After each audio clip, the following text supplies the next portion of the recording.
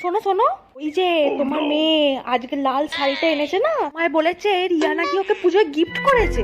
আমি বলছি শোনো, তোমাকে ঢম মেরেছে, ম্যাচিং করে বয়ফ্রেন্ড গিফট করেছে। ওই তো অষ্টমীতে পরে আমার কাছে অঞ্জলি দেবে বলে। আর তোমার ওই গুণধর ছেলে 500 টাকা যে চেয়েছে পুজোর জুতো কিনবে বলে, না না না, জুতো কেনার জন্য নয়, ওটা নিয়ে ও আমার কাছে অঞ্জলি দেবে, তারপরে আবার গার্লফ্রেন্ডের সাথে চিকেন বিরিয়ানি খেতে যাবে রেস্টুরেন্টে। না না না না, তুই যতই আমার পায়ে পড়িস বা হাতে ধরিস, আমি পারবো না পুজোয় তোকে গার্লফ্রেন্ড খুঁজে দিতে, এই আমি বলেই দিলাম। ওরে বাবা রে বাবা, যেদিকেই তাকাই সেদিকেই দোকা, কাউকে দেখি না যে একা একা।